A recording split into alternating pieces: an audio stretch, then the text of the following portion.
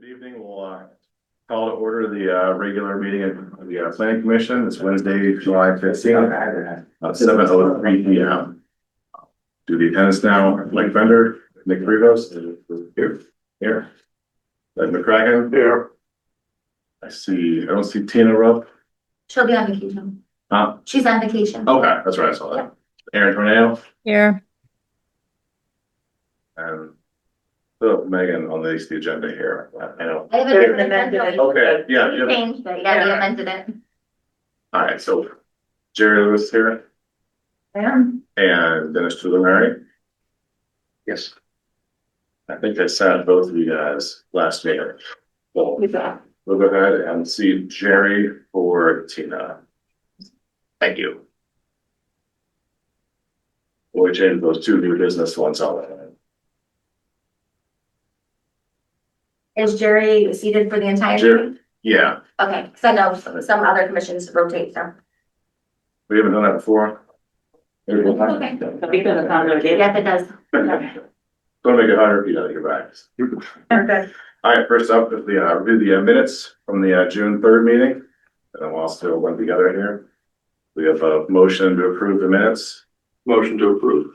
Second. Do you have any discussion or corrections? That looks good. All right, we'll take a vote. All in favor, say aye. Aye. Aye. Any opposed? Any abstain? Abstain. Motion passes. And outside of for the stuff on the agenda, do we have any other correspondence? None. Okay. Then we will move right in to our first item here. This will be the petition to amend the old Saybrook zoning regulations, section 37.1.17 to allow off-street parking accessory to a use permitted and located in the Saybrook Point district. When such use permitted is on a lot abutting or within 100 feet of the lot on which the off-street parking is located. Additionally, when off-street parking is on a lot abutting the principal use, the lot shall be considered a permitted use for building structure coverage. We have Attorney Royston here. Or anybody else dig into this one? Yes, here tonight, is Steve Tagliatella, who is the managing partner, for Saybrook Point, Arena LLC.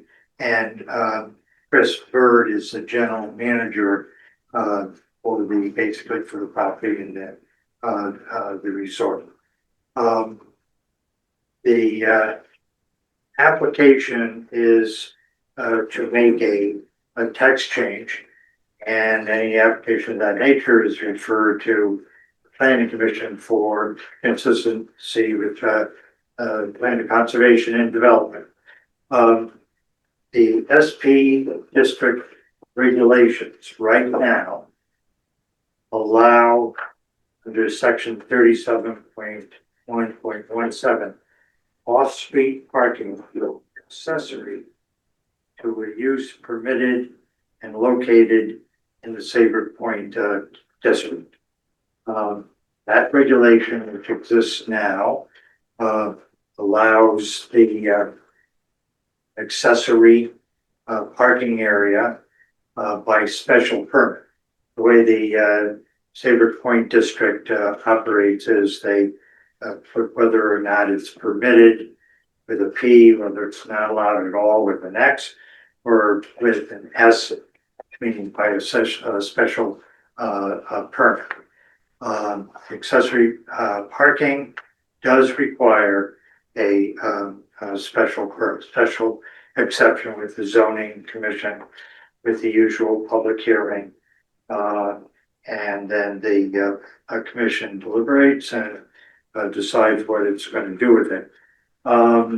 If the planning commission determines that it's not consistent with the plan of conservation development, a supermajority of the zoning commission, 4-1, is required to adopt a particular amendment. I believe you were emailed a memorandum which we had prepared regarding this application, which recited some of the aspects by which it was consistent with the plan of conservation developed. During this review process, before it gets to you, there is mailing out to the other adjacent municipalities, to Deep, to Rivercog, to Gateway, and to the Harbor Commission here. Last time I looked was about an hour ago, and all the reviews are on the internet, and the Rivercog and Gateway had responded to that referral. Both of them found that this was consistent with their interests.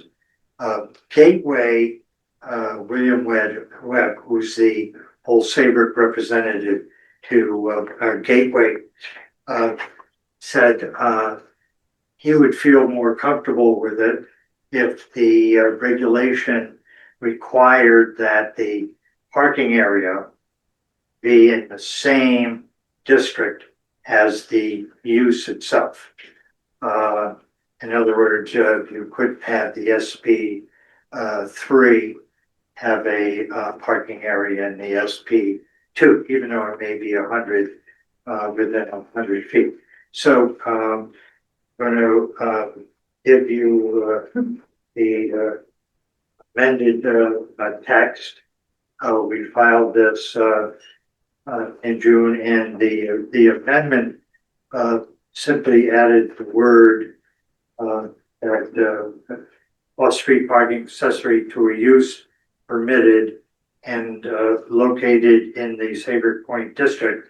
We added and located in the same Saybrook Point district. So accessory parking and the use to which it's accessory would be located in the same. These. That was.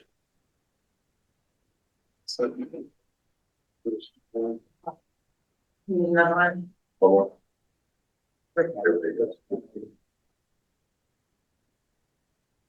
there, got an extra one. You need more, but there, Okay, we have one too. thank you. Thank you. Yeah, that is what was in the packet. Yeah. The Oh. Change.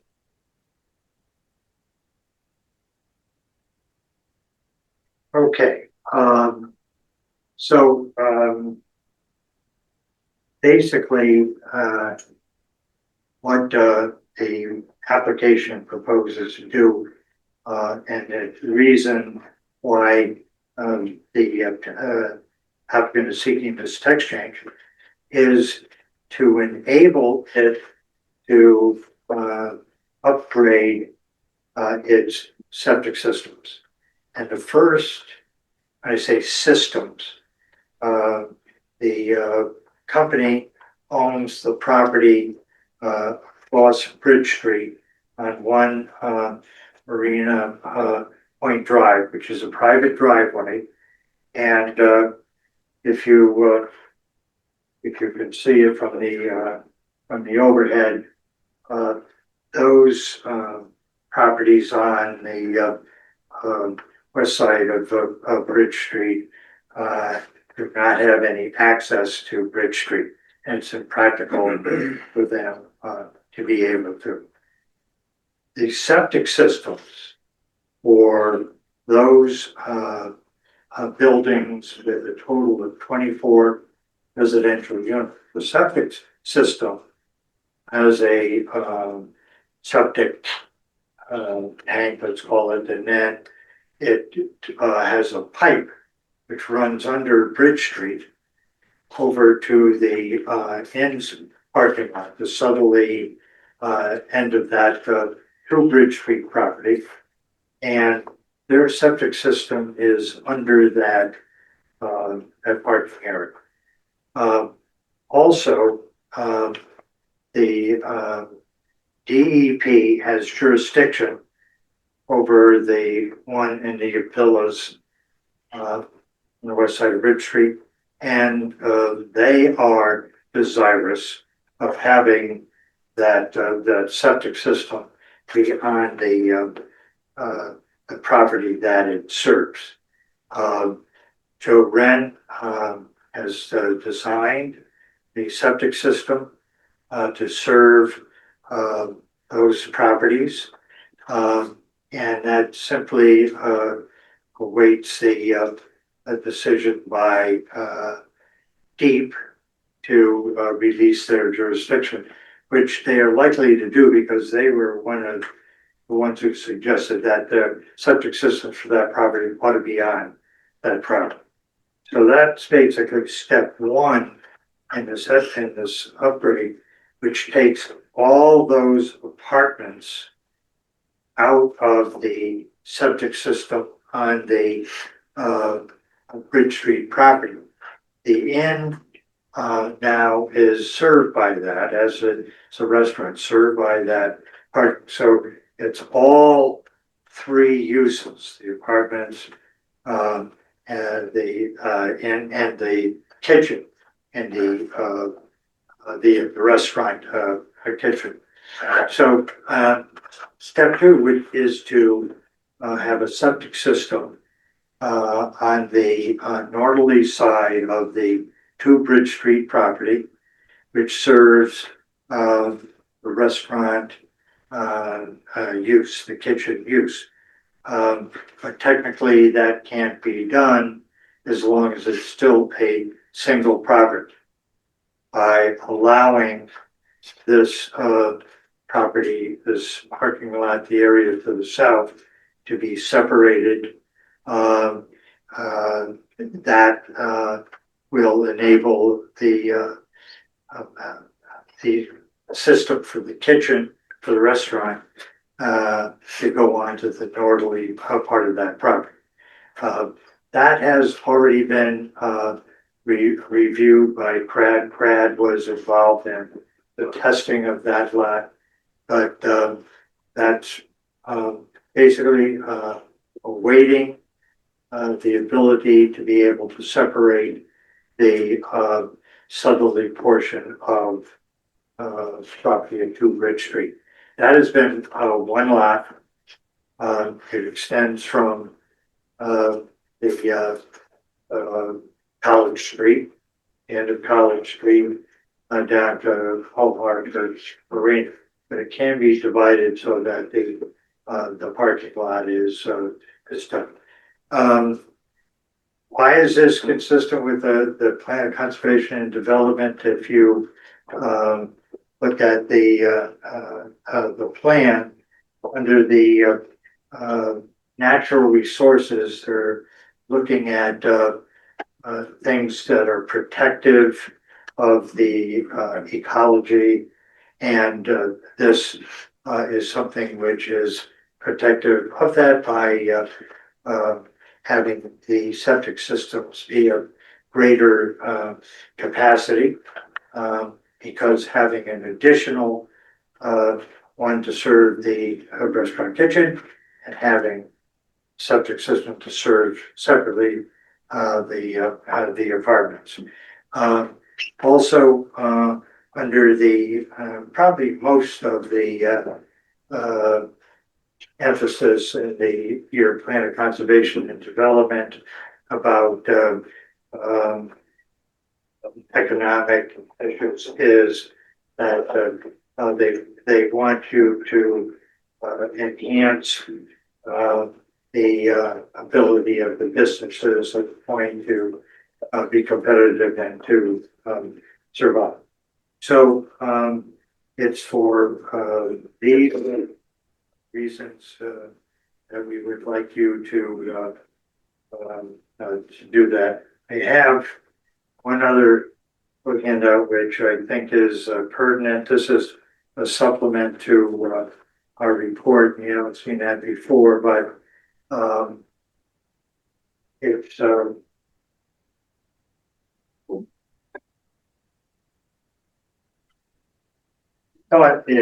important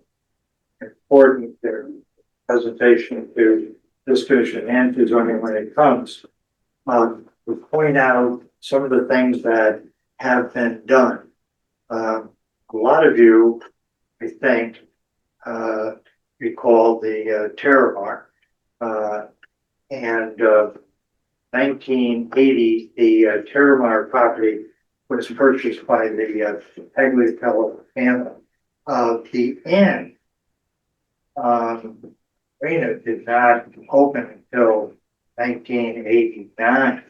So there was a tremendous amount of work that had to be done to rehab that property. And that has been a continuing activity of the Tagliatella family. One of the first things they did was to convey to the town of Saybrook a pedestrian easement. And if you take a look at the property, you can see it going along the water side, all around from College Street down. And it's 10 feet wide, and there's some benches, and they can stop. That is open to to anyone who comes down to Saybrook Point and wants to walk along that area.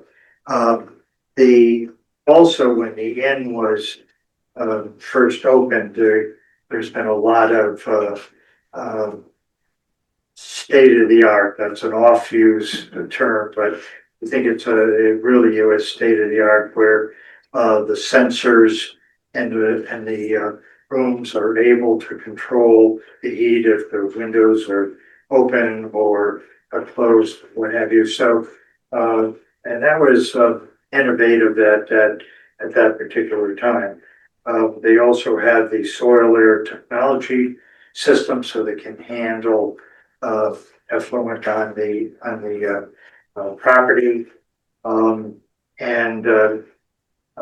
Because of this, the Steve Tagliatella received a significant honor from the Old Saybrook Historical Society, based upon his long-time efforts to enhance the Saybrook. So I'd be happy to answer any of the questions you might have, noting that Gateway was an approved project. The Rivercog approved the project as having no intermunicipal or negative municipal effect. And about an hour ago, we received comments from Harbor Management that they had no comment. So just to add that, it just didn't make it to the website. I didn't feel it was necessary to print out 10 copies. Yeah, I was going to mention that because I kept on looking for it. I knew they decided not to make a comment. And that's likely what happens to the other municipalities if they don't think that it has any effect upon them. They don't comment. Right. Chris Bird is here and Steve is here. If you have to answer any questions you may have. Thank you. No, thanks for that. And I understand like the need like the septic upgrade and like all the environmental stuff here. I think my sort of questions are around this. Right now, all this property is owned by Saybrook Point, but like, how would this impact it if, say, this parking lot was ever sold to somebody else down the line here? Like, how would that change the way the land could be used? Like, is this accessory use of like being able to do like, does that carry with the sale, or does it reverse back, or what would that?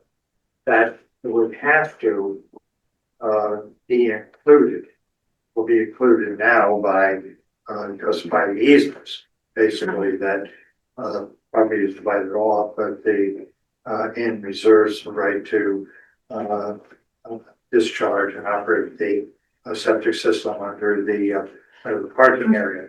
And if that property is accessory and then it has to, be able to go with the property. Doesn't have to be the same owner, but they can have the parking rights and they're allowed the parking, rights for that particular property. I guess. I know this talks about how like this new law would also be permitted for part of like the building structure coverage counts here, so it's like you're splitting it into two properties, but basically treated like it's one. Because it's accessory. Yeah. Yeah, I had spoken to, Chris Costa early on and, attempted to, convince her that the accessory, use would be, associated for ground coverage because it's accessory that it would be, and she felt that, I read you correctly or quote you correctly, that, you ought to ask for an amendment to the actual language of the regulation. For that she didn't have any objection to it, but it should be the language should be in the regulation itself, not her interpretation. So it's got to stay, can't be. But we're not subdividing the lot. Yeah. Oh, We're just changing part of the zoning. To allow, So you So couldn't typically- theoretically sell the lot separately, I thought the beginning. Because it's not subdivided. Into two lots. correct? That is, It's one property. the lot could be, you say sold, it could be the inn, could be sold. No, I With the parking. understood that, I understand, but the way the question was, Yeah, I thought the beginning, you the said. way it was proposed, the way he's parking had to be asking the split off question, from the end, yeah. we're not subdividing the lot, we're just changing the zoning around that parking lot to allow that as an accessory use to the inn so that you can put the new septic systems onto or underneath the parking lot. And you're going to move the septic system for the villas over to the property that belongs to the villa. That's correct. So we're not subdividing, Okay. so there can be no, all we're doing is changing some of the zoning language to allow them to have that accessory use. Okay. So there's no subdivision, All right, there'll I be no thought- sale of just the parking lot. just a referral. Got it. Yeah, Well, I know we weren't. No, I know discussing a that, subdivision. but I just, Yeah, no, I knew we weren't discussing a subdivision, but I thought for the presentation. No.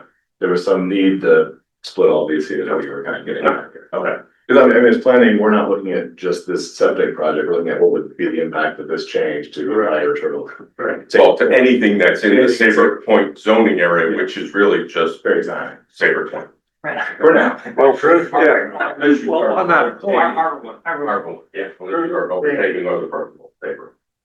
They couldn't take that, separate it and have people pay, you know, $9 an hour to, park there. It always has to be accessory. That's the key thing. Right. Accessory to the inn. Thank you.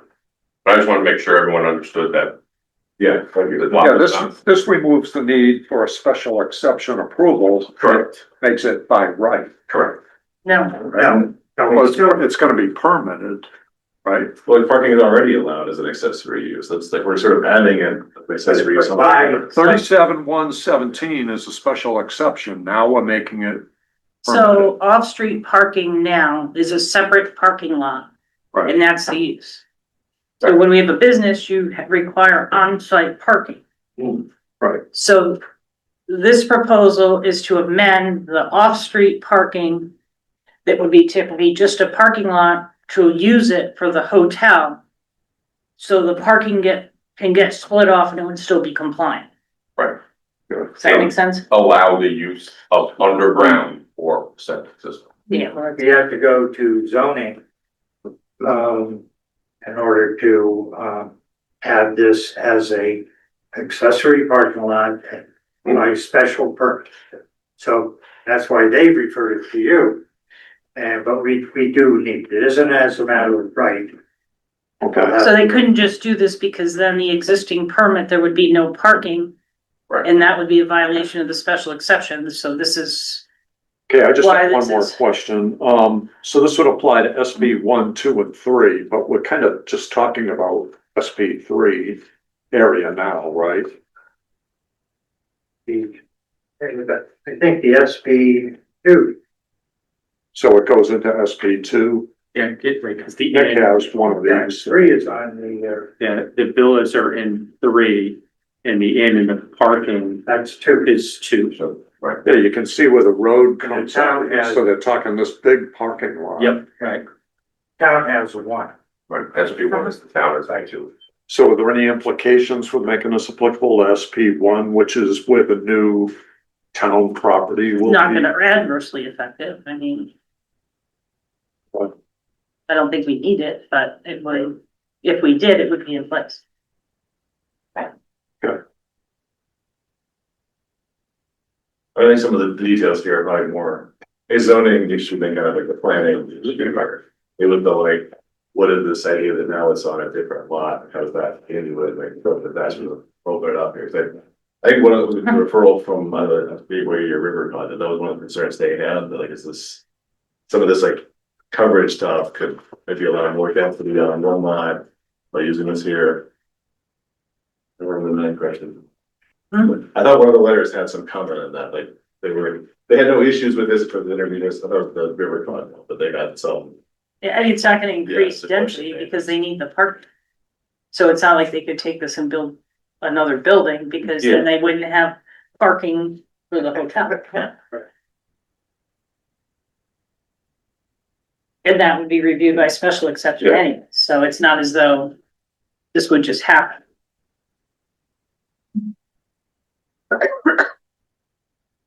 Questions, Ms. Commissioner? If we're ready for a motion on this one? I'll have them in front of me here. I think the one that Attorney Royston said were good, let's start and go with, give it this nice. Well, just, make a motion, for a favorable recommendation of the zoning commission on the petition to amend the old Saybrook zoning regulations as stated in the agenda. In that it's consistent with the plan of conservation and development, economic development section to work to enhance tourism in the Saybrook Point area. And, it expedites the approval process for businesses. Any discussion? Okay, take vote, all in favor? Aye. Opposed? Any thanks? Motion carries. Thank you very much. Thank you very much. Thank you. Good luck. Thank you. Thank you for Nice helping out. property. I sensed some confusion, I wanted to get rid of that right away. Scope of these projects, just. Not trying to do this. Yeah, Good night. I knew you were, but. Yeah, about having to split it off. Yeah. So that's where I got that. I know, Steve was on the other thing.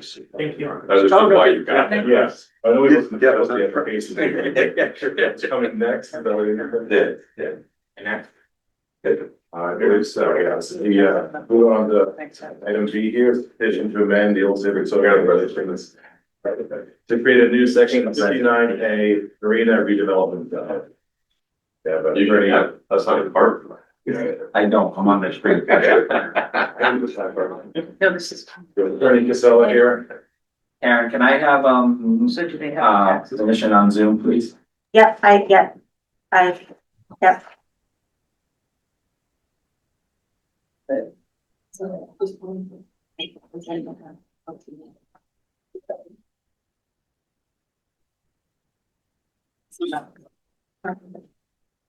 Okay, good evening, everybody.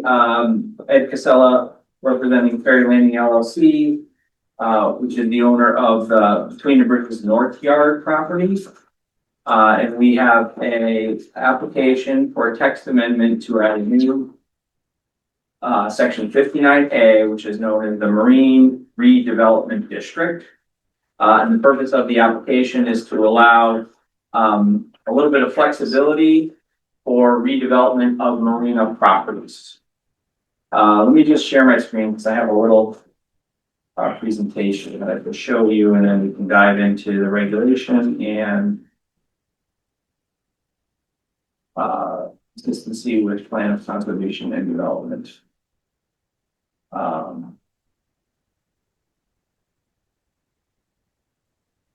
Okay. So I'm sure you're all familiar with, Between the Bridges and North Yard, but, we put together a little photo compilation here. This is the property where like the back porch restaurant Black Swan used to be. There's a slate of office buildings to the left of that. There's a marina pool basin. Those are all on the north side, and then on the south side of the property, there's more of the marina uses, which is the office, boat sheds and paint shed. The use of the property is actually bisected by Ferry Road. There's two properties, 142 on the east Riverside, and then 163, which is on the west, is a large parcel of land that over time has been incorporated into the marina use.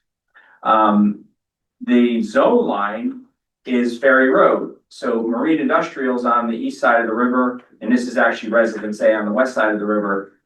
So over the years, this property has been regulated through variance. So basically, when people want to go in there and change buildings, variances are required. To get parking and boat storage, which is needed for the marina use across the street, variance is required. So when this property was recently purchased 4 years ago by Ferry Landing LLC, which is owned by Walker Potts and Reeves Potts. The Potts family used to own, have an ownership interest in Pilots Point Marina, and then Safe Harbor, which took over from Pilots Point. And so they're local marina people. And so they bought this property and they want to redevelop it. And their goal is to redevelop it as a marina with accessory uses like restaurants, office, coffee shop, tackle shop, things like that, without residential properties or uses, especially on the marina side.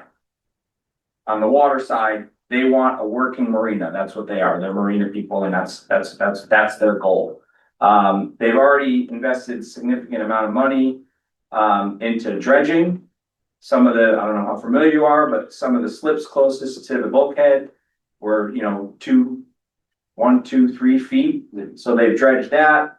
They have a new bulkhead that's redesigned that's going to be coming. New docks that are going to be coming. Those are all things they can do, but their focus is now turned to the buildings on the property. And the buildings need work. They've been condemned. The restaurant building has been condemned. It's an interesting property because you drive down the hill, there's a steep slope, and then you park underneath kind of a deck. You can see the deck here in a low photo where you park underneath. We have some more photos. You can see the general kind of disrepair of the building. There's like a bridge across the street where it slopes down to get to the main uses. There's actually a little parking area here that again you have to kind of cross this bridge. All of these factors present major complications in redeveloping this property from a zoning perspective. The buildings are all within the front yard setback. The parking and uses across the street aren't, allowed because they're residential property. They need to redesign septic. They need to redesign stormwater, all of which needs to go across the street into a residential zone, presents complications from a zoning perspective. The zoning regulations require landscaping for every 15 parking space, but we have 40 parking spaces that are underneath a platform. So you need a variance for that. We're in the gateway. We're within 100 feet of the Connecticut River. So, there's just major zoning complications. So the question is, do we take this to zoning board of appeals with, 10 plus variances? Or do we design a zoning regulation that can give some flexibility to the zoning commission in redeveloping this property. Because I think from a global sense, and I noted River Cogs, yes, this is great. We want working marinas. We want reuse of these types of properties. So, you know, from a global perspective, it makes sense. So give you an idea of what the concept is for the redevelopment, then we can dive into the plan. So this is the existing condition. And again, you can see the buildings up front. Here are the sheds, here's the office. There's actually a house on the corner of the property here. There's one of the complaints, there's not a lot of room for maneuverability of boats. The travel lift is here. As Walker Potts would say, if somebody parks their car here at 5 a.m. to go fishing, their marina can literally, they can't operate. So parking and things are across the street. It's really just a field where people park in, it's undefined, there isn't a lot to it. So the proposal is to keep a lot of it the same. Okay, much of the design is going to remain the same. You know, there'd be a new building here, a new slate of office and commercial buildings here, a new pool, some commercial space, some space for the association members who own and the marina users. But one of the nice features is this is all meant to be at street grade. So they're planning on basically filling in that whole area where it dips down, putting in street parking along Ferry Road, and then having basically a full walkway here, which will be open to the public. So public access is going to be substantially improved here. Not only are you going to have places to go, restaurant, there's like a little green here for farmers markets and those kind of things. You kind of walk around the building. And again, this is concept, but this is pretty far along. So it's going to be much improved. And then on the right side where the marina uses are, taking away the 3 sheds, removing it from the water line, making one large shed, keeping the marina office here, building in a second, a better access down. So there's multiple ways to get down to the bottom. So there's better flow of traffic. And then across the street on the residential properties,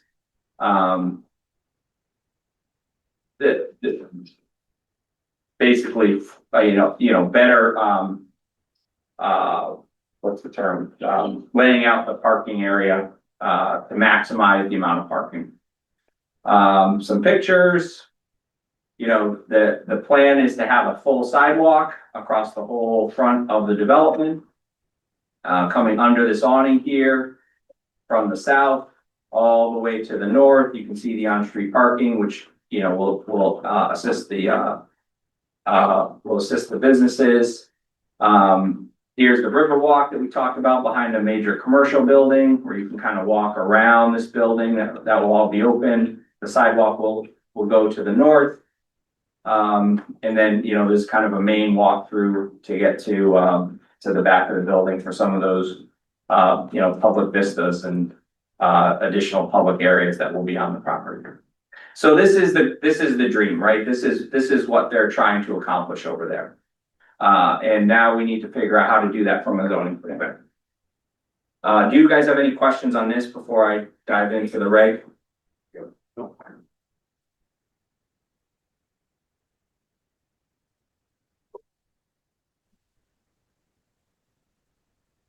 So the regulation, and we went to Gateway, and Gateway had some comments that we made changes to. So I actually have a red line version so that you can see some of the comments responded to from Gateway perspective.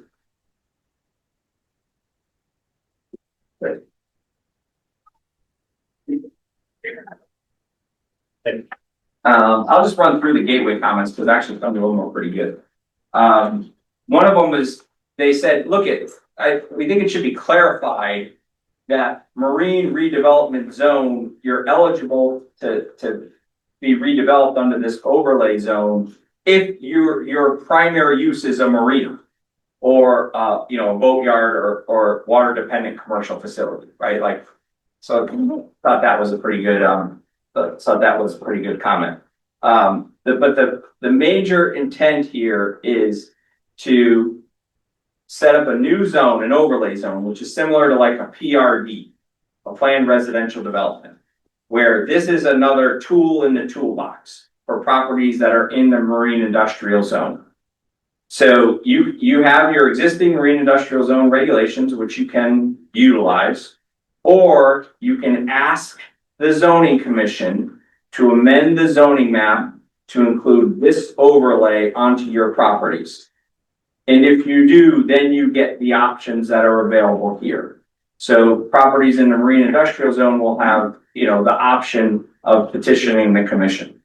So that's the first thing, is this is a marine industrial. We haven't submitted an application for map amendment, so there aren't any properties yet.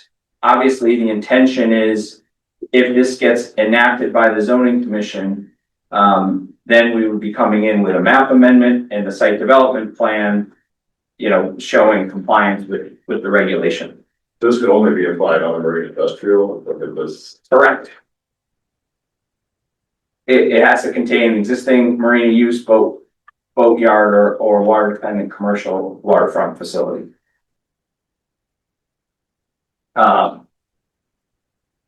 The Gateway Commission asked that they get a referral to any application for development, redevelopment of any properties that are within their zone. So I included a mandatory referral then, special exception.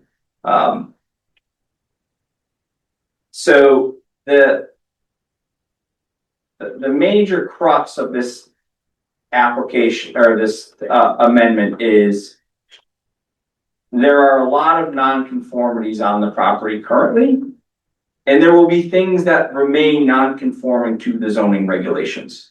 But under zoning law, it's a strict book when you apply the marine industrial regulations. You gotta set back the buildings 40 feet, which then pushes everything closer to the water, shrinks it, and doesn't allow, as much movement in the back. Like we talked about, parking lot landscaping. There's just a number of things that are going to be impossible to meet with this type of design. So this is the intent here is to give flexibility.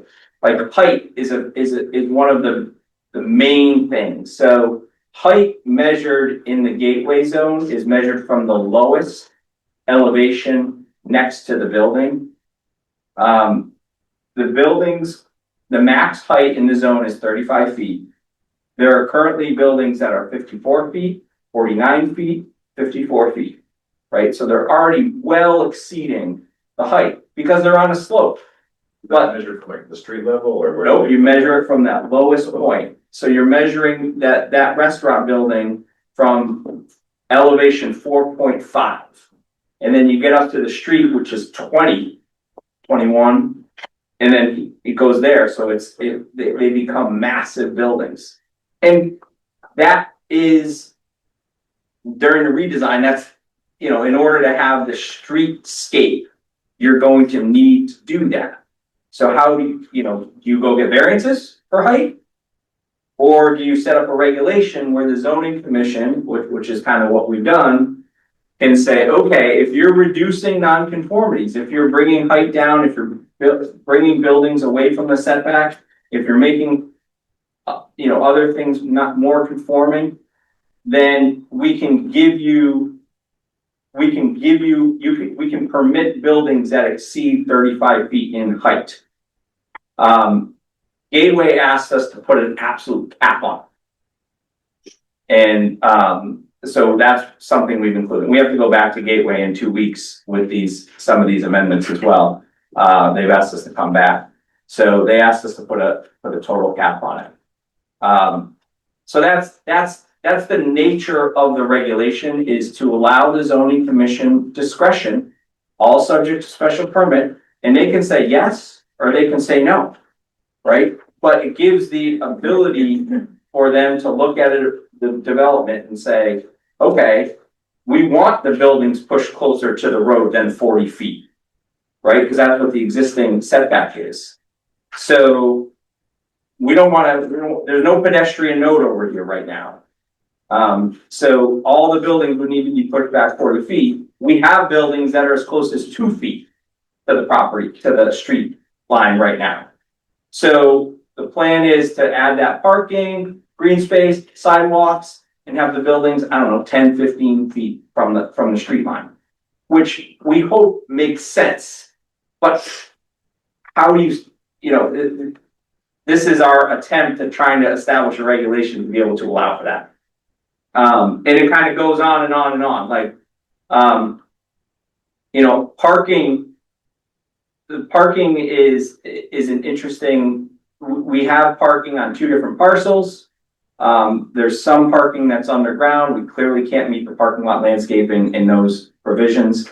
But we can put additional landscaping across the street and at the street level to make it better, right? So there are ways, there are a little bit of give and take, things in here. Tidal wetlands, this was another one of Gateway's comments. Right now, in the marine industrial zone, you're allowed to go within 50-foot buffer for buildings and structures. You're not allowed to go into the 50-foot buffer for filling, grading, or excavation. So it, in my mind, is a little, that's missing. So we've added that in that, the commission can approve filling, grading, and excavation within the 50-foot tidal wetland setback. And Gateway asked us to say, but it's gotta be related to the marine use. You couldn't put a restaurant patio in the 50-foot tidal wetland buffer. Right now, the plan is to create another access down to the south for better fire protection and access, things like that. Part of which is in the 50-foot buffer. If we wanted to, right now, the northern driveway is very steep, but it's within 50 feet. They want to level that off a little bit. We wouldn't be able to do that without a variance because you're not allowed to put in fill or do any excavation or grading in 50 feet of a tidal wetland. But as under this regulation, as long as we can demonstrate that it's related to a marine use, then that's the type of thing the zoning commission can approve. So that's essentially the nuts and bolts of the regulation. There's obviously a process, and first you have to come in with a map amendment and the full site development plan. The zoning commission, everything is special exception. There was a question on residential, and dwelling units are prohibited in the marine industrial zone on properties that are located in the marine industrial zone. Dwelling units would not be prohibited on the property across the street where the boat storage is, because that's underlying residential zone. So this isn't prohibiting all residential, but just prohibiting residential on those key marine industrial pieces. So again, I know that's a big policy question, is whether you want residential creep into the marine industrial, and I know it's been a topic of conversation in this town for a while. For this property, their goal is not to do residential. If you said we want that out, we would say, okay, we don't really care if residential is allowed, but right now this is consistent with what the zoning regulation is. So, dwelling units would be prohibited on MRD properties located in the marine industrial zone. So that's one other item. So from a plan of conservation and development perspective, I believe this regulation, I already told you that RiverCog provided reasons why they believe that it's supported by the state. Plan of conservation development supports marine trades, supports tourism activities, allows retention of working waterfronts. It allows the ability to improve site design. You also have strengthening business sectors, the Ferry Point Marina District, which includes things like supporting facade improvement and reuse of these properties. There will be a sidewalk, so you're constructing a sidewalk loop, on-street parking, coastal access. Those are all things that are in your plan of conservation and development, which we believe that this will help encourage the flexibility that's allowed under this regulation will encourage. So that's what I have to say. So, if I can, go ahead. So this marine redevelopment zone, if you put it on top of the marine industrial zone, you don't lose the marine industrial zone, is that what I understood? That's what you, yeah, that's correct. Okay, so then why can't we just revise the marine industrial zone We could do that. regulations? That wouldn't help the property across the street. Well, that, That would. I'm just gonna help property across the street. Because you can overlay this onto, that property because it's currently used for marina uses. It's used for marina parking, it's used for boat storage. So even though think of 91 Sheffield Street where they had the residential and then they dropped the PDD, it's the same thing. When Ed and I met initially and went through about the 15 variances we thought would come up and the 2 drawers of files to go through and research, we talked about this marina redevelopment zone and said maybe we just kind of create an overlay district versus going through and having variances and try to make something conform. Mhm. So The marine use on that residential is, I'm assuming that's non-conforming, with the So- story. it's a little bit of a rat's nest because it was what was permitted by variance. There's parking on the opposite side of the street. It's not on site.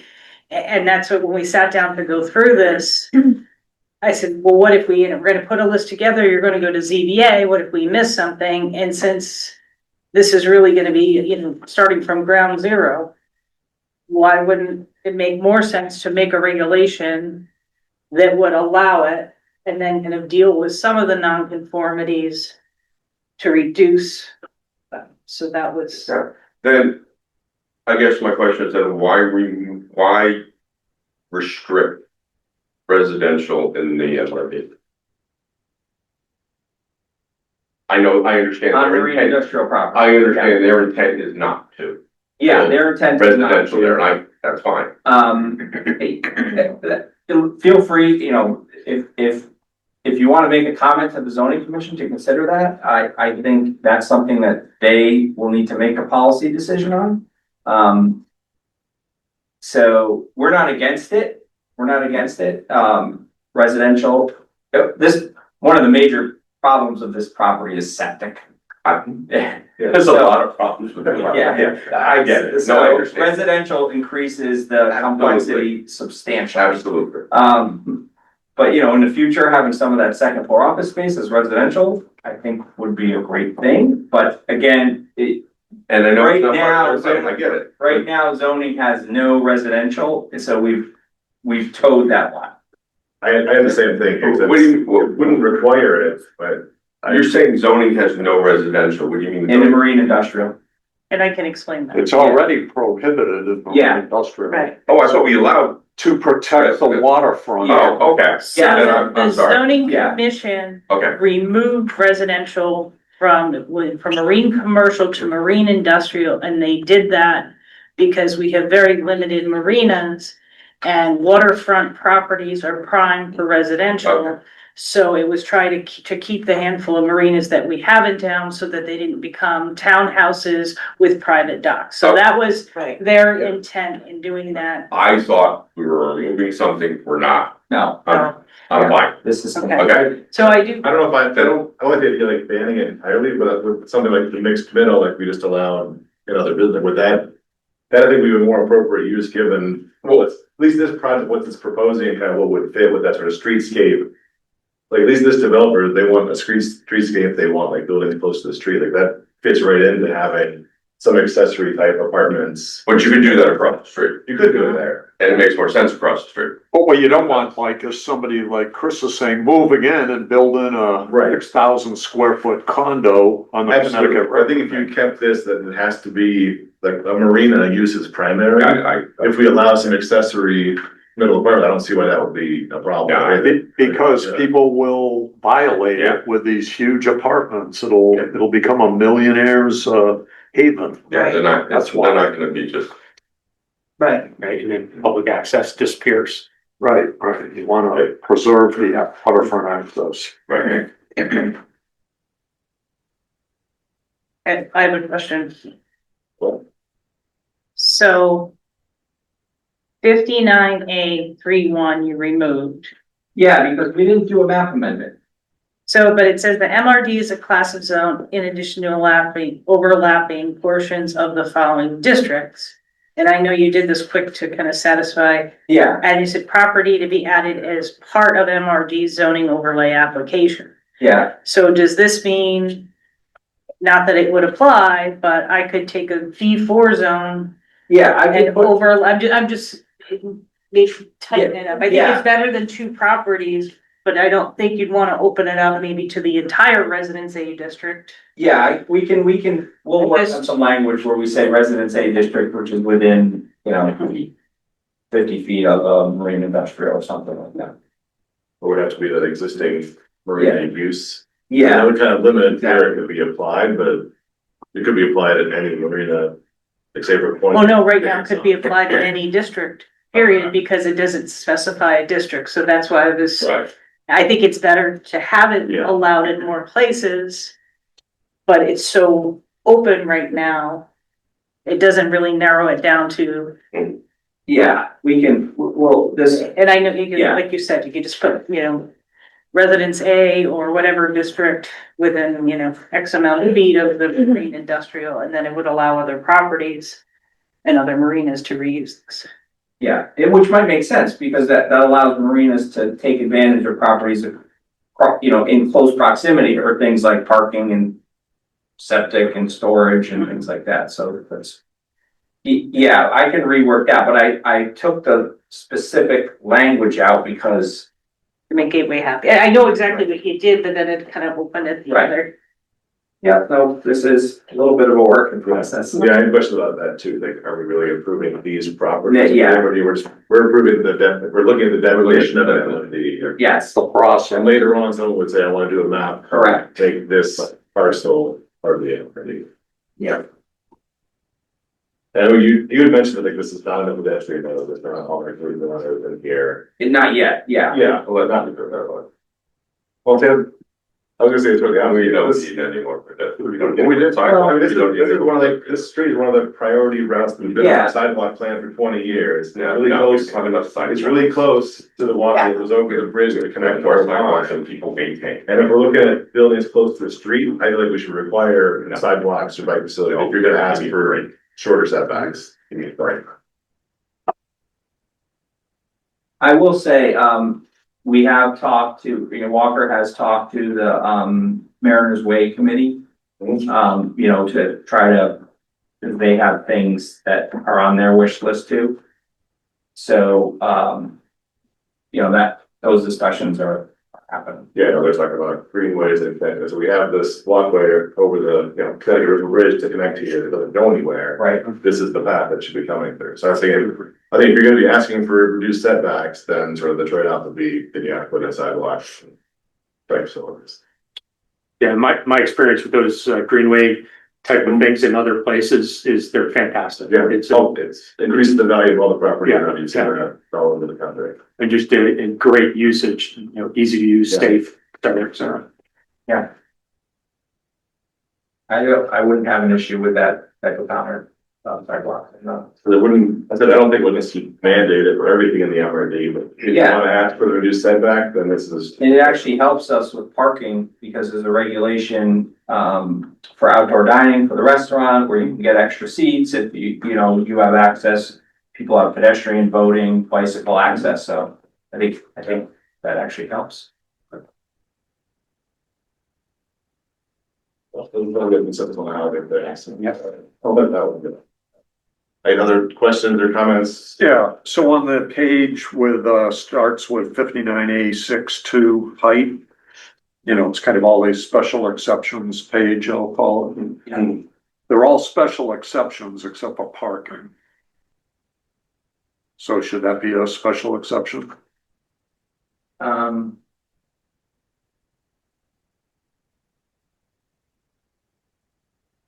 Yeah, so like what you're saying is the commission may reduce the minimum parking requirements based upon the. Yeah, all the other paragraphs specifically call for special exception except for that one. Yeah.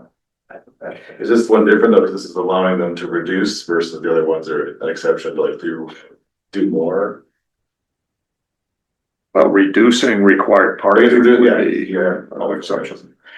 And this is more editorial, I'm just throwing this out there, but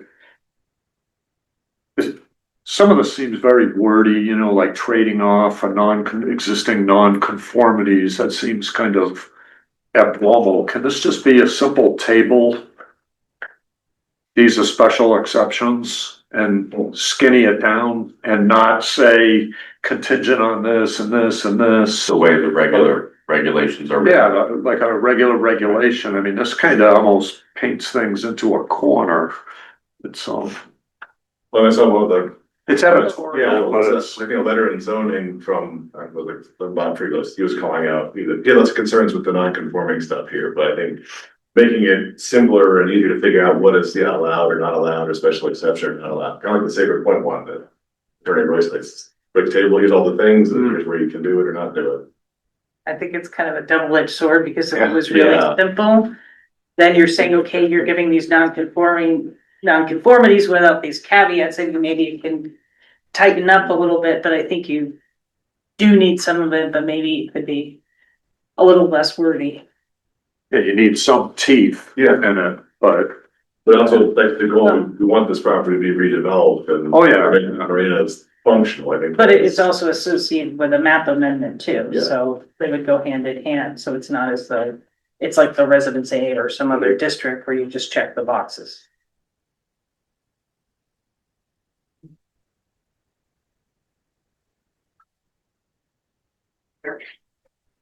Additional questions, Chris?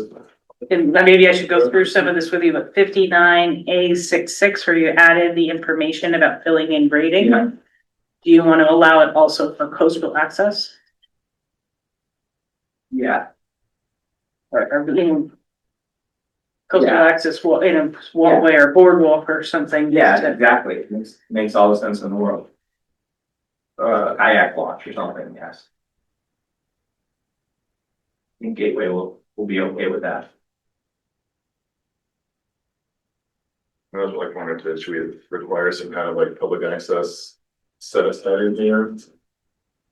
Maybe the last meeting we talked about that like 10% for subdivisions, like, you know, they're sort of, if you want to take advantage of this and kind of loosen the regulation to the conformities, whether they're trade off is. Not just that you'd like to do it or it could be allowed, but that you have to. Yeah, that's a good point, because it's one of my, especially in kind of the concept Yeah, presentation. looks great. You know, it looks exact, Walk through, absolutely. Look at the water, yeah. Right. So how do we ensure that is That not, is delivered, it yeah. doesn't get value engineered out? Yeah. Well, you do have some authority under the Coastal Management Act, you're required to have the public access and deed Yeah. raised heavily on it. It doesn't say 10% of the property has to be coastal access. Adding percentage of the property, Yeah. that watch. That would be difficult, especially on a property like this. Rooftop deck. And I think in a way, the public access is the fact that there's other public businesses there Right. that are not in the marina, People right? So, walk in and so it's, as long as those other businesses are there, it's going to be, Right. have to be accessible. Right, but you can't put your restaurant behind the rock gate. It'd be easy to operate, yeah. Wouldn't do that properly. So, So how they do the rain. they've been Westbrook, right? At Pilot's Point, that restaurant. Yeah, Well, profitable. Yeah.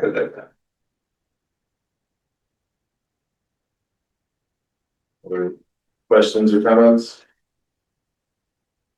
this is helpful. We feel about making it a Well, I If do we had want, that one, yeah, we have a letter here from Attorney Susha about this one here. I guess the property is under some kind of litigation. I don't, in terms of like whether or not this sort of a Yeah, zoning yeah, tool there's should no be bearing. allowed, I don't think it has a bearing on what planning would do. It may have a bearing on whether or not any particular property can take advantage of it. Right. But whether this should be part of the tools in our town, I don't think it really. well, it's a referral, so you're not approving an application. Right, yeah. An application was referred to you, Yeah. so it's not as though you're approving something where there's an issue as to who has the authority Yeah. to file the amendment. Yeah. Just acknowledging the letter was received and read, but So it feels like to me, you know, this is a work in progress. I don't know if it's ready for approval. I'm not comfortable saying this is ready to publish, zoning, well, yeah, I mean, yeah, 'cause zoning was still there. yeah, zoning will Going. chew on it, and Yeah. I'm sure they'll revise it, but I'm just not comfortable Yeah. approving it as is. Great. It feels rough, but I applaud the concept and, Yeah. Yeah, conceptually, development of I'm in property. favor of it, but you're right. I So think is that- there, yeah, feedback or comments we wanna? Yeah, I think that's what you do, right, is the concept, you look at it from the major planning perspective, and then you can say, this should be tightened up, maybe a table, maybe some bike access, maybe things like this, and then zoning has to deal with those. Yeah, there's the Bob Friedman comments, right? You mentioned those ones. Yeah, I mean, that's, I mean, he's got like a that's much more in, yeah, list. the weeds of Well, like. those also Just went to the received. zoning commission too, so it's not. Okay, Yeah, So all of these responses and anything, that all goes to the zoning commission as well. Right. So I mean, you could ask to continue and see what the revisions are. I think Attorney Casella agreed to a number of them. Yeah. Or you could make a Just- recommendation and then just go through and Karen hopefully made a list of all of these things. But I can help to, I think continuing that. the zoning is this July 20th, that's what. no, they've been August third. continued to. Oh, it August has? third now. Okay, yeah. So, given that we have more time for that, I mean, I think, I generally agree with the concept of what we're trying to do here. But if there's more questions, I think the feedback we gave you would be good to take that into consideration. So your meeting is on the fifth after the zone. Our next one, yeah. And so, but the zoning hearing, they haven't, is there hearing? This is the formal Yeah. text amendment that's, been made. Just like the one before. So this, I mean, this has been submitted. It's a live Yeah. application. This is the proposal. So you can either continue or you can put in your recommendations. Some of the things that I think you said was you felt that it was a little bit wordy, maybe could be a little more concise. You talked about for the 59A.3, I got that. okay, then clarify under what zoning districts. Not just gonna have wherever it lands. And then there's our 59A.6.4. It should say special exception. I think And then we talk about 59A.6.3. Basically, if we wanna treat this like it's a pedestrian node for setbacks, then maybe all the pedestrian nodes or regulations will apply to it. One comment too, I'm thinking about this at 59A.5.3. Any application would require the gateway referral, but it would go along with a map amendment, so it's already a mandatory referral. So why? Yeah, the but map- I think what this was contemplating was, let's say we get something approved and then come back later. I got you, okay. They wanna make sure they get a shot at it. Well, we wouldn't This leave is them not out, talking but about the map, this is. Yes, So we're still like there. exactly. The other thing was, adding language, making sure that the commission is strongly considering public access as part of, any as part of the special exception. Even though it's part of, I think, look at, add it in. Doesn't you know? hurt to read When it. people come later, right, when somebody comes in 10 years, putting it in, it's. true, They might come out of the other one. but Yeah, it's still here. exactly. Exactly, so I think those were all productive comments. Mandatory public access. Yeah, So and the prohibition on the dwelling units is only if the underlying property is marine industrial. Correct. Something about this would prohibit. Then 59A 6.6, maybe just to, that was the section about excavation, that it would also allow for coastal Right. access construction. So marine up over there and coastal access. Yeah, I think they have that policy.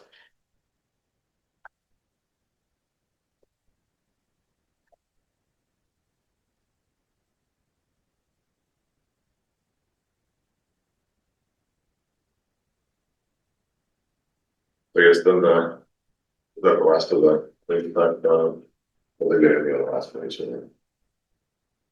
I guess the question is it consistent with all of these edits and comments? Or do we continue things to your updated draft, but maybe the rest of it might miss the, Is that Dave Richton's handout, or is that the, no. or, oh, I thought you were referring to something with the plan, I was like, where did that go? Okay, Yeah, and if we don't send a referral back, then from a zoning perspective, it's, you treat that as it's, you know, a positive one. well, no, you're Because just we the, don't have a chance to have any input on it if we don't send something back, right? no, I mean, you have a chance, I mean, you can ask them to continue or wait for you. But continuing it to your next meeting is after their meeting. Right. Well, that's what I've been, so then would it be too late for us to have any input? we're delaying them, or they're just gonna make their decision without us. Or you can just ask them to keep it open, Right. but I guess what are you keeping it Oh, open? what are we keeping for? it open Yeah, for? outside, yeah, well, we just, I have confidence in the zoning commission that they will, you know, yeah. wrestle We're gonna- us down to, with Attorney Casella to.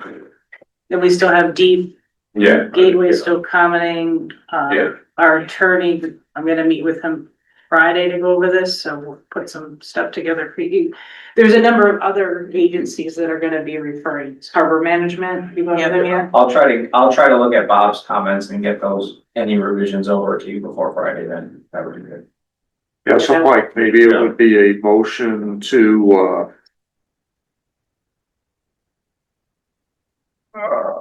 Make a favorable. a favorable recommendation on the concept of a marina development zone as presented with the comments noted, Yeah. recognizing the zoning commission will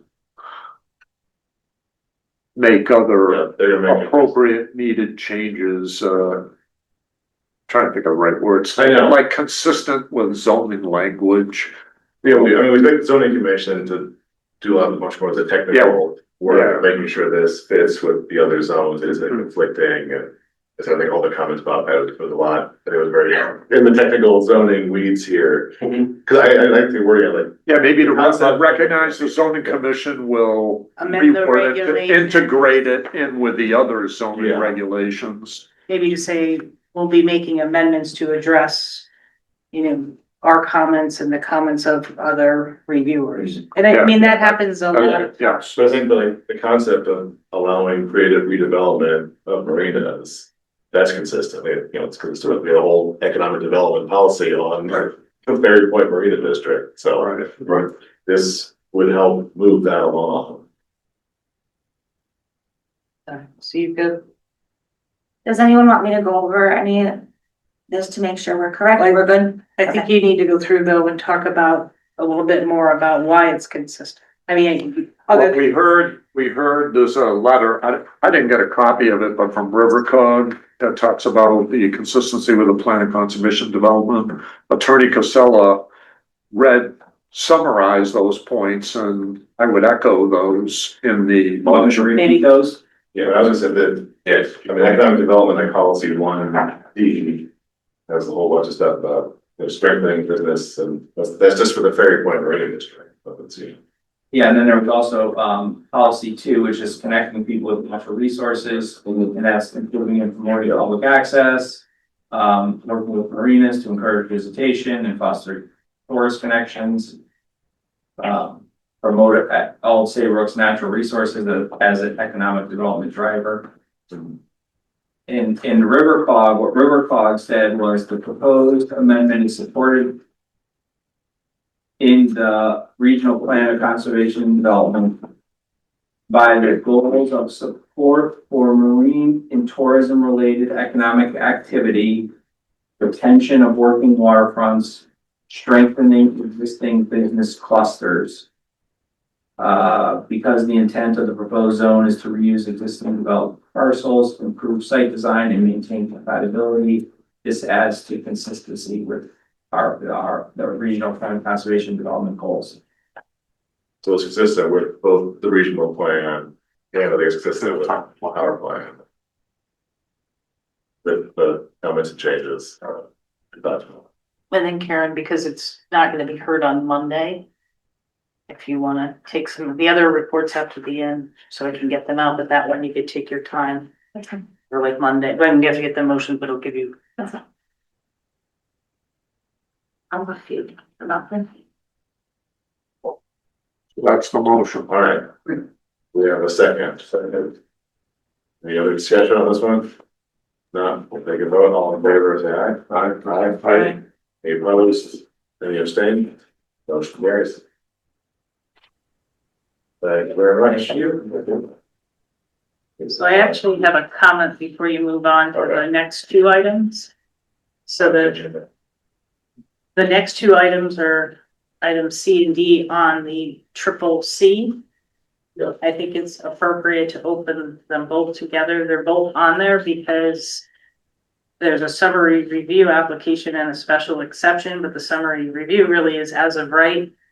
But we sent the referral over, so you can't, they both impact each other, so I would encourage you just to open up both items for one discussion. But they would, at the end, they need to be separate. First, are they separate votes or the summary review? We don't really vote on that. So that's summary. I think you can make a Okay. favorable, or I think you could Yeah, combine them. it's our first one of these Yeah. we've ever saved, so we'll make it history. There we are, All right. taking immediate advantage of the regulations. All right, so we'll move on to discussion on items C and D. We have the triple C Enterprises application for special exception permit and application for summary review. Okay. Yeah. Again, Ed Casella, representing Triple T Enterprises, which owns 350 and 348 Middlesex Turnpike. So this is the property with Old Saybrook Garden Center, Kenny's Pizza, and in the back, what used to be known as Cash and Carry. If any of you were around for one. There's a very seeing the distributor. There you go. Even better. I will share my screen and show you what we're doing.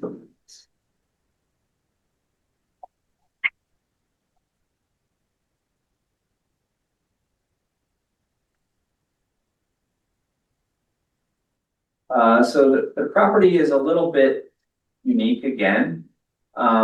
There's actually two lots here. There's one lot that has the Kenny's Pizza Building, the Saybrook Garden Center, and then goes back with the Cash and Carry Building. And then there's a fee strip that goes to another property that is further in the back.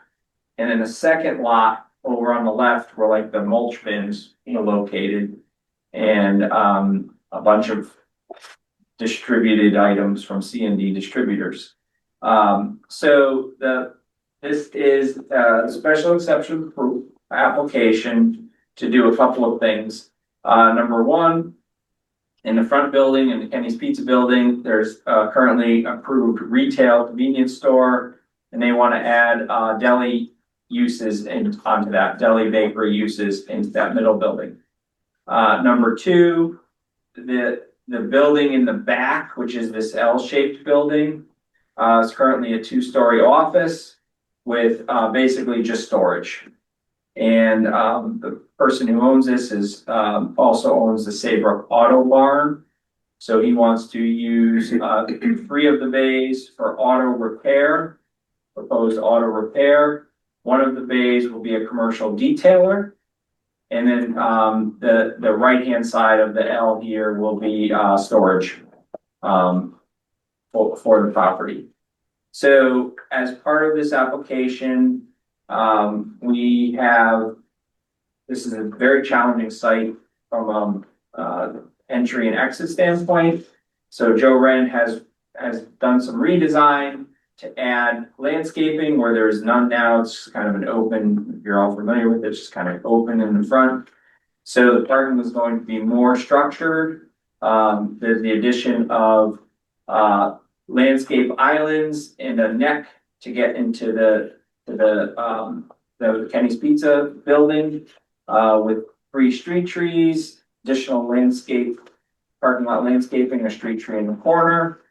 And then over here on the other property, we're taking advantage of adding more green space, additional overflow parking, getting rid of those mulch bins, and arborvitae screening for the parking that's the auto repair parking that's behind it. This abuts a residential zone, so there is proposed parking in the rear of the property with going to the property to the north. Right now, it's a large wooded lot that goes uphill, but screening is required, so that's being proposed. So that's the big picture concept. One of the things that is being proposed as part of this development is a facade change for the Kenny's Pizza building. So the red brick would be painted white, and there'd be new uniform awnings and new uniform signs with gooseneck lighting. So that's, hopefully gonna substantially improve the aesthetic of the building. So we have landscape improvements, we have facade improvements. The building in the back is kind of tucked up high. That is, just being refaced with paint and siding. But we are proposing the 2 residential units there under the new mixed use middle housing regulation. So where the existing 2-story office is, there will be 2 apartment units that are proposed there. Parking for those units will be in the area that's immediately to the south. There's a door right on the side. So we think this is a good chance to use this new regulation that just came along. From a planning, conservation, and development perspective, you have a policy to strengthen the town's business sectors. Middlesex Turnpike, Route 154, it's policy 1E. Promote streetscape and aesthetic improvements to Middlesex Turnpike as a gateway to Old Saybrook. Make a good impression to people driving in, including street trees, landscaping, consolidating curb cuts. I don't know what developing merchandise display guidelines means, but we're doing all of the other things. Street trees, landscaping, consolidating curb cuts. So, and the facade improvement as well. So that's, and we're adding a little bit of residential.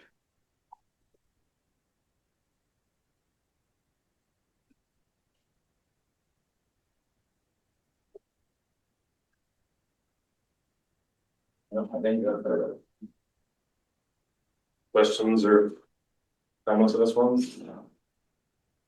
Like I said, the residential, obviously, brand new use and really kind of stands out in this mix of, in this area. It is really, from a residential perspective, that would be an island, right? There's no sidewalk to walk anywhere. You really can't get to your car and go somewhere. not yet. Right, not yet. And it's gotta, I agree, it's gotta start somewhere.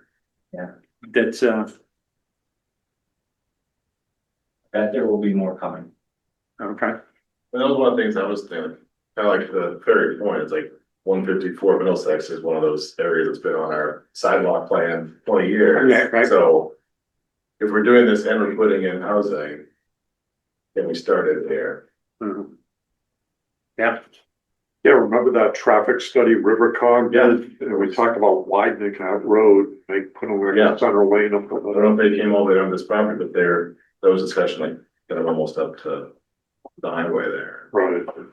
It would make sense if that had existed, you would carry this around. So I know I'm going to see some improvements with like the parking entryways here. It's always get in, taking your life in your hands, pulling it out of there. But to live there, yeah, you think so you couldn't really walk or go anywhere, ride your bike safely, but now's a chance to start doing that. So I would like to see some kind of start to, sidewalks or something in this area, 'cause this is, what we want. It's part of town we've said we want this into. Yeah. So.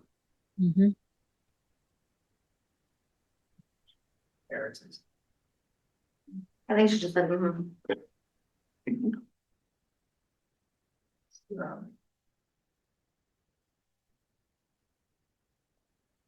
And just for my own, like, with the summer review, are these units affordable or this is just, but how bad it, Yes, couldn't remember the exact details but on that. it would be More naturally, housing is more housing. naturally affordable. So, Which is good.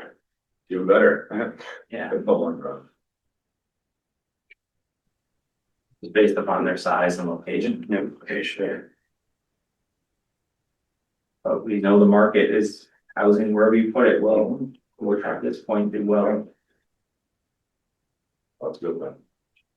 Are there no more questions? Are we ready to make a motion on this one? Well, I think we're, Ed was saying there's the economic with 1E. Just a few sections in there. Did you? Leave it, Yeah, no, that's all I see. Yeah. 1E is Middlesex Turnpike and this is in that area. We want to encourage. more. And Yes. do we have to specifically call out the addition of sidewalks? I would recommend it's consistent with, the policy for redevelopment, economic development, 1E. There's what 1E, C and D around business clusters, there's one on the curb cuts. And that we would recommend that they, add some sidewalks to be that also consistent with the sidewalk plan. Is that something you're committing to adding, Ed, or so it's something for them to consider, Yeah. Mike? Okay, because the wording needs to be Yeah. clear. We asked zoning to consider requiring sidewalks, make this consistent with the sidewalk plan. You don't need an easement, that's for sure. It's a huge- Yeah, It's all currently dirt. especially here. And you have all the space, it's not the marina. Exactly, like the opposite. So where are we, Mike? Do we have a motion or? We list out the ones in 1E here. Good. Well, can we keep it high level and just say that it's consistent with policy 1E in that it strengthens the town Middlesex Turnpike business that. sector? Just leave it high level. Yeah, it is. And It starts to check a lot of boxes there. And ask the zoning commission to require sidewalks, given that our sidewalk plan requires them there. Especially with the addition of housing. So we have a second on that. Second. Any discussion on the one? Against the sidewalk plan. Like, that's just adding cost to the project, that's not necessary. I think we said 20 years ago that we wanted I more sidewalks. I understand that. We're trying to revise. We have a lot of sidewalks. I don't know. Right, so if there's any more discussion. Yeah. I appreciate it. Fair enough. Like a motion for the applicant to consider I sidewalks. understand. No, the motion was for the zoning commission to require, We would ask zoning, to require. but we can't require zoning. Yeah, I understand that, but you're asking zoning to require it, Yes. not to consider. Right. But is there more discussion on that? I don't know if we can't require them to do something. We can ask them To require consider it, it. and they can deny it. Yeah. to consider requiring. We can't require them to require. Right. Okay, so the motion would be for zoning to consider requiring Yes. sidewalks.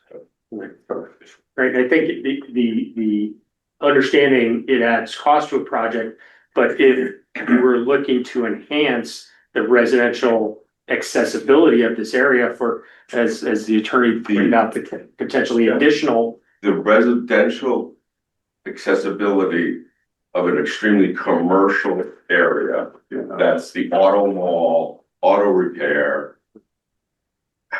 But I struggle with, trying to bring developers in here to develop an old Saybrook. And if we start making all these requirements, it just gets added expensive, that's all. I mean, as the attorney said, though, one of the abutting properties is residential. This is not far away from residential uses at all. Obed Heights is right there. Yeah. And there are no sidewalks. And that's a problem for some of those people. No. I know a ton of people that live up there, it's not a problem, but I've heard otherwise. of course you have, that's fine. Yeah. Okay, so let's move on. Yes, please, thank you, All right. Jerry. So who So, was the one that first did the motion? Because I've had a lot of discussion, so Jerry or Doug? Doug did the motion. Doug, thank you. And then Nick, you're okay with just the recommendation? so we are asking, Even the comment that He's not comfortable with requiring it. I got that part. Zoning that's all. to consider requiring Yeah. yes, sidewalk. Right, So, we're asking zoning to No, I- consider requiring sidewalks. yeah. I got Period. that. That's it. Generally, when I make a motion, do I need to make that you are denying the first motion? No, he's not, nobody voted. No. Yeah, vote. He just there, under the comments, his comment was he was against requiring them. Perfect. Just making sure I have it clear so it doesn't get confusing. There's no vote yet. Okay. Yeah. Okay. But are we ready to vote, or do we Yes. read out the motions? We're all good with the wording here. All right, all in favor, say aye. Aye. Any opposed? opposed. Any abstain? Motion carries 4-1.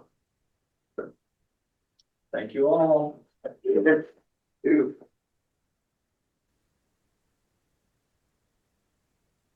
think that governs those two different things here. Does this, We need to move. the vote would be for the special exception permit, that's the one.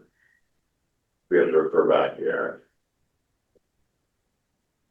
I would just put them both together. You're approving both of them. I mean, it's not a requirement to do Yeah. summary review, Right. but the problem is because they're mixed use. And the If you referral. see a special Yeah. exception with The a referral summary is review, they kind of merge together, so we'll kind of learn We're sending a favorable referral on both. both of them. Both. Yeah, we're on that thing, sorry, Jim. So they combine the discussion and. Thank you. Thank you all. Take care. Yeah, thank you. Bye. Good night, Ed. Good night. Time you meeting Matt on Friday? 9, so we need to read something before. Right. We had a whole little, well, we were kind of giving ourselves deadlines too. We're like, we really gotta dig into this. All right, take care. Take care. Too. I'm trying to find the amended agenda. We have 2 items under new business. So appointment of representatives to Board of Selectmen TIF Advisory. What's that? So there's the Mariners Way Tax Oh. Incentive Financing District. Yeah. And as part of this, there's supposed to be an advisory committee. And the Board of Selectmen are asking for someone from the Planning Commission to be on that committee. I'm assuming I didn't go back and read what was required. We're supposed to have a committee in place, so I'm assuming it probably said a member of the planning. Yeah. I think with the email, there was some requirement Right. establishing the TIF, like this was supposed to be formed, but I know it's part of what Mariners Way. I don't, like good more instead, because you're on the Mariners Way Yeah, I'm on the Mariners Way Committee. I mean, Are you looking at using the TIF? Will that- oh, very definitely. Okay. I mean, would it make sense for you to be the representative? No. Would that be a conflict? That was not, it seems like a conflict. Okay, I was But I'm wondering if that not would make it interested easier. in another committee. No? He's on every committee. What's the requirement? I would like this. I think I'm the representative from ECD, if I'm not mistaken. EDC. EDC. EDC. Okay. What is expected, I mean, what? It's a committee because there's a tax incentive financing fund. You need to have a Yeah. committee. They have I never know. met. That have never, Oh, they they're haven't? not formed and they haven't been met because no one's Yeah. really, I think Requested yeah, funds. the idea that if the Mariners Way would request to use some of this TIF to do something, that this board would have to authorize it or. Yeah. And the Board of Finance would be involved as well too. it's like the Mariners Way Board of Finance. Oh, okay. The only TIF we have is Mariners. It would have to be the Board of Finance too, I was right. silly. So we need a representative. I will, Yeah, then just, Yeah. All right, Jerry, thank you. anyone else want to, yeah. If not, can I say? we make a motion on that one, do I make a motion to appoint Jerry Lewis as our representative of the TIF district? Second, That was quick. Oppose yourself. Last chance. All right, thank you very much for all there. Okay. The last item on the new business was to review the actions of River Fund update, the multi-jurisdictional regional hazard mitigation plan. Five comments. So, You want to, yeah. so I received this on July 10th, obviously today is 5 days ago, and they're looking for comments by, I believe it was the 20th.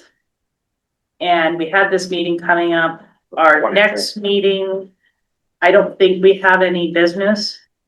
I mean, but that would be after that deadline, so I thought I would add it to the agenda because we were amending it for the TIF anyway, and if we got to it, we could take a look and respond in And I just a want, timely manner. just to make sure, like, we have our own natural hazard mitigation plan. Right. And are we Right. part of the regionals? We're not, Just because but- we're in the region is why they're asking us to comment. Right, because we were all facing the same Yeah. issues, so that's what they felt it would be important for us just to take a look at this to see if we had any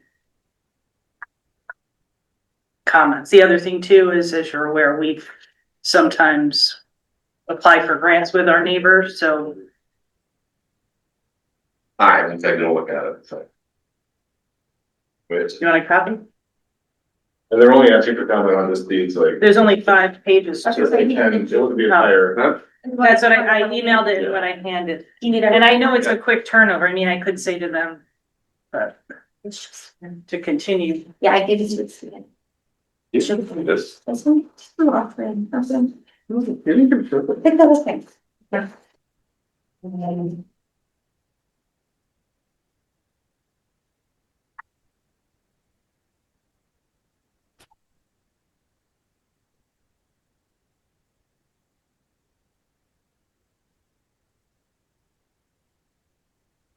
At least for like, I don't have any like major concerns with things they're adding on here. Our plan has a lot, this has a lot more in around like coastal flood risks and things like that. This doesn't really address at all. So given that there is coast in the region, we asked them to. Maybe they should consider more about that or add that.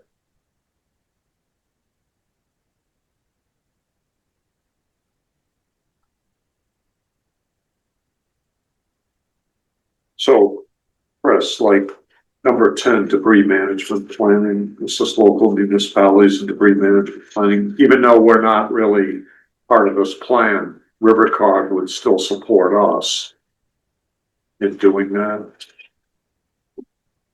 I would suspect they would, especially if they're going for the whole region. I mean, we have our. Yeah, I mean, these kind of apply to the whole region. And that's why I think they're asking for our comments, like if we said, If we say we don't like that, they're gonna listen. or maybe you should consider this, Yeah. X, Y, Z. Because obviously, we all know some of these issues cross the boundaries, and since our neighbors, If natural disasters usually don't only hit. They're not specific, right?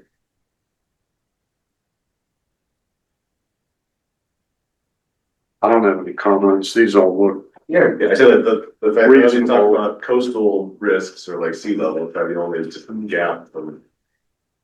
I don't think we're the only town that each of them. I mean, do you wanna add something?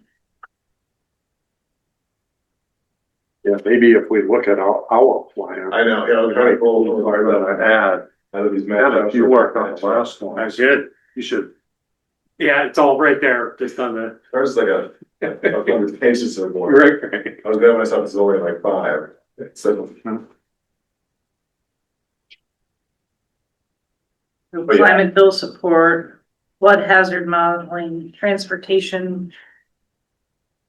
Resilience planning, deep climate resiliency fund. Business recovery. State building code update, debris management, historic and cultural resources. Stormwater management. Allied and green infrastructure, community rating system, hazard mitigation.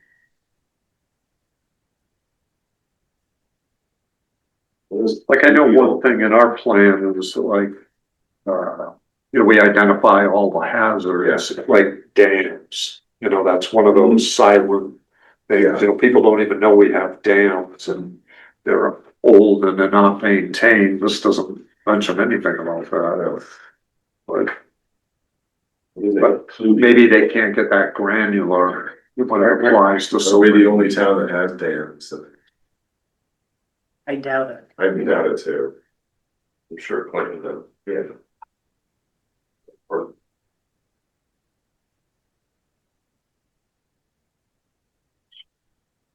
I guess then. So they should have, bad water samples.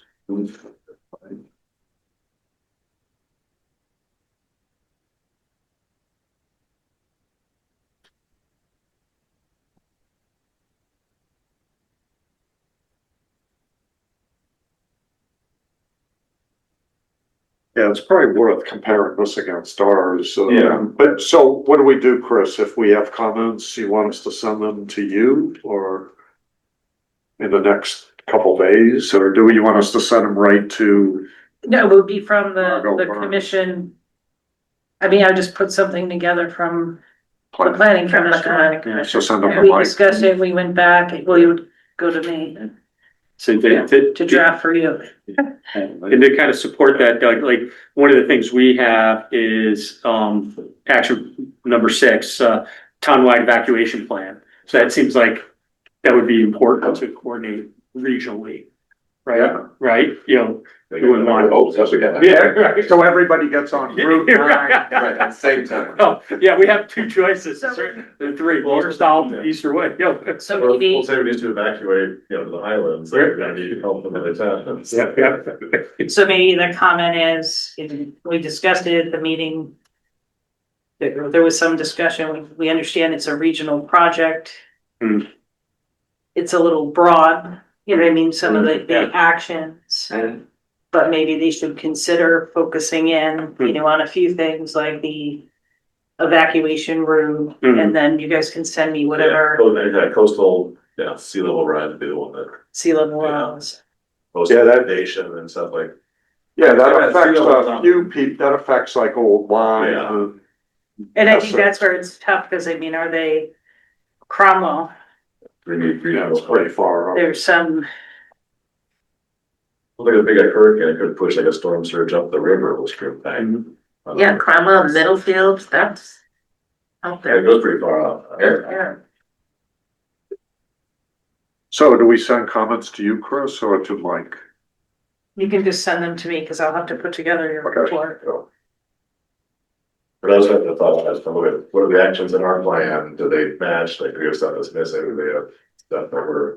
Maybe just say if you They were think to meant to- consider, obviously evacuation routes, Yeah. Right. Impacts everyone. Regional evacuation.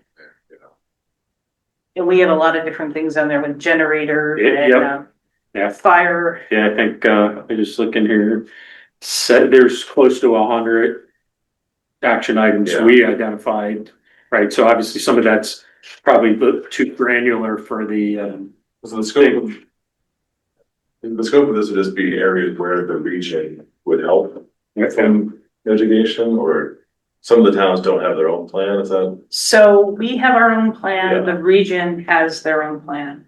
Years ago, we did participate in the regional plan, and I think we wanted to get more granular. Okay. And part of that was when you can go through and cite your hazard mitigation plan says, put a generator at the middle school. It helps to support more where this is such, I mean, a larger, kind of diverse group of towns with, you know, different issues, but maybe there's some that would impact them all, right. like the evacuation. And for all we know, they all have evacuation routes or whatever it is. Maybe it's something we don't have, but maybe we just put those together. But that's kind of, it would make sense to, we'll have to do it as like a regional thing. All right, so we're all homework to Yep. look at the list, send some updates to Chris there. I mean, in general, nothing seems like. Maybe try, get to see it at the end of the week and I'll try to put together first thing Monday. That's the 20th, right? So if you have any comments you would like to Chris? Rather By Sunday, we could do Sunday. I don't think I'm gonna get to put it together probably till Monday or Tuesday. I don't think. By the time I get- Noon on Friday, you're all right. I won't get to it by Friday. Yeah. But, and that's what I'm saying. So I mean, at least this gets closer to their. Before 8 AM Monday morning. You need pull it all nighter Sunday night. Yeah. Well. I mean, we could also ask for, I mean, I could just say we met, we're talking about it.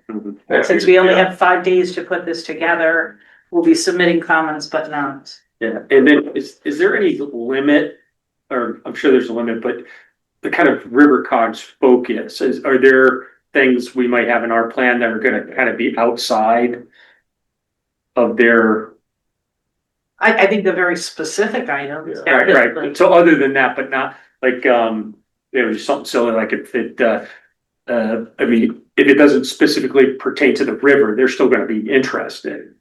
Right. Yeah, right, that, you know, cause it's all the governments. Yeah, I mean, most of the stuff that's on here, things that kind of apply to all the towns here. So And that's where, I mean, regional planning's great, but I think that's like, you know, we struggle a little bit sometimes too, because we're so different than Cromwell and Middletown. You Yeah, know, sewers, no sewers, water, you know, not as much water. It's tough to, you know, kind of get all those good things into one Right. plan that applies to everybody. Westbrook would be part of the region, right? Westbrook has their own.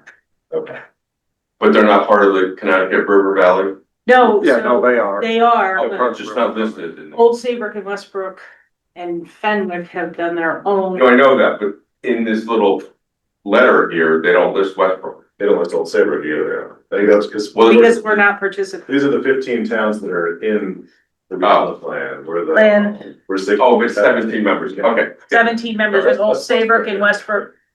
We have our own plans, so that's why they're sending it to us saying, I see. we're neighbors, Okay. we apply for grants and do things together. Little But you have slow a these different days. plan, is there anything you? Thanks. All right, so get that. We're on to, Mindy, representative and staff reports. All right, so, we're busy, we're plugging away. The applications, as you can see from tonight, those are the referrals are plugging in, or, you know, are coming in steady. So I thought maybe we had such a busy spring. It's not slowing down. So you have other applications you'll be seeing like Duck and Dine. You know, I don't remember all of them, but we're not getting slow. You don't have to get too detailed with this. And then I've got to get your text for the subdivision regulations. That's pretty much set. I got to get that scheduled for the hearing. I kind of got sidetracked. We got a few lawsuits and violations and fun stuff going on. So your next meeting right now, we do not have anything. But I suspect you will have business for the following meeting. I know in the summer, We used to have a one meeting, that was kind of a thing, have one meeting and cancel. So I could kind of load, unless something comes in, try to load up one August agenda. Get you through your summer and then go back to it. Our next meeting will be August 5th and then the 19th. Mhm. And I suspect Yeah, that's 3 weeks away, but like, we keep it on the calendar for now, but if else comes up. Well, like I said, that's what I mean, I think, I don't have anything now to refer that's like even. these two last minute things, it just kind of made sense to have a little bit of a longer agenda. Yeah, there was nothing next time. Right? Yeah. Yeah, so the 19th, if all goes as planned, we may have Dock and Dine. And there's some other things coming in, I don't know how it's gonna fall. What do you mean, Dock and Dine? The pavilion. Okay, This would, the ownership hasn't transferred yet, right? So they have to have their permits in place before the transfer and all the due diligence of that. So the town's been doing. So I talked with Joe Ring kind of about a tentative schedule. And their team, but it hasn't been set in stone, so maybe, if not, it'll go into September. It just takes a little longer sometimes to get all these applications together and prepared. Yeah, it seems with that one, there would be like communications from Carl or, so. There's a lot of stuff going on kind of Yeah, behind the I'm sure. scenes, the phase I one, assume, yeah, it's different- soil testing. So, and exactly. it's done, stuff like that. and then we're gonna have next week. We're having like a preliminary staff meeting. And I think I invited like 20 people from everybody from, you've got flood, you've got CAM, you've got fire, building, all that kind of stuff. So we're doing all that background work now. And then those comments would get incorporated, they come get their application in, hopefully then we get it to you, then it goes to zoning, and we'll go from there. But there's definitely the Kate, and obviously that's going to zoning. Yeah. Everything you saw tonight is going to zoning. Maybe this, Yeah. Yeah, they kind of bulked up a little bit just to kind of get a little, we can't give our last meeting, which was kind of a relief after having, we had 1 month, we had 4 meetings in a like that, month. with all the housing stuff, they got special meetings, right? Can I get those updates passed before the July 1 deadline or? Mhm. Yeah, those went into effect, I think it was the 29th of June. Are there any other summer review things that you've seen yet, or is this the only? That's the only one, a little bit, I think there's more out there. But we'll, I'm really curious, like, if anyone's gonna use this or not, obviously. They were. I know even Ed didn't like the affordability component. Some people saying you can't have an affordability component, but it's kind of like, well, what if you're gonna have all these apartments? The whole purpose is to have more affordable units. If we have all these apartments going in, our biggest problem is our apartments are going for $3,000 a month. Or more. Yeah, or more. So, there's different opinions on that, but it didn't say we couldn't add an affordability component. So, anyway. I suspect there'll be more. I mean, the other thing too, I was talking to one of the surveyors and he's like, Chris, I've been backed up for months, years, I'm telling people I'm 9 weeks out. So someone comes in to do something just to get that base survey. It's not stopping.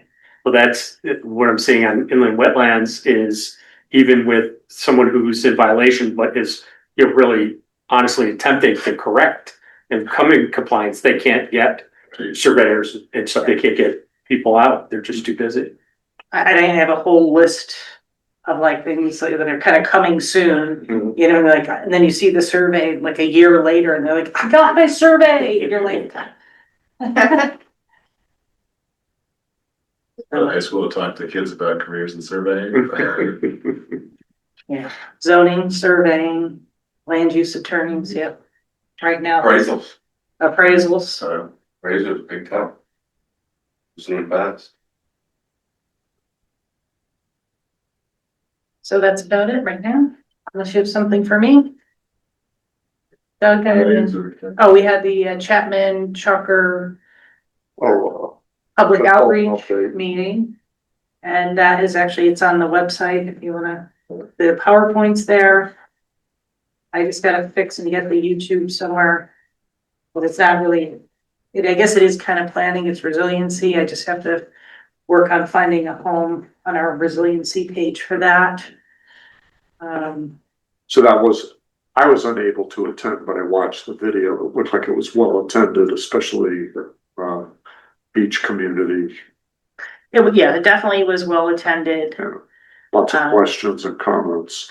And, trying to make things move forward. And the consultant said something, like one of the questions was like, how far will you be? And I know people were a little. Whether 30 or 70 or 100%, right? But, the discussion after the meeting was, okay, it sounds disappointing if you're at 70%, but, sometimes that last 30, or 40 goes faster than you think. So it's a lot. And then I applied for the Back River grant, the phase 2. But we did not. But we did not get that. And I'm just kind of keep trying as these things come in. Can't win them all. That's it. The only other big thing, and I probably don't even have to say it, but Mike and I sit in on the RiverCog regional planning committee meetings.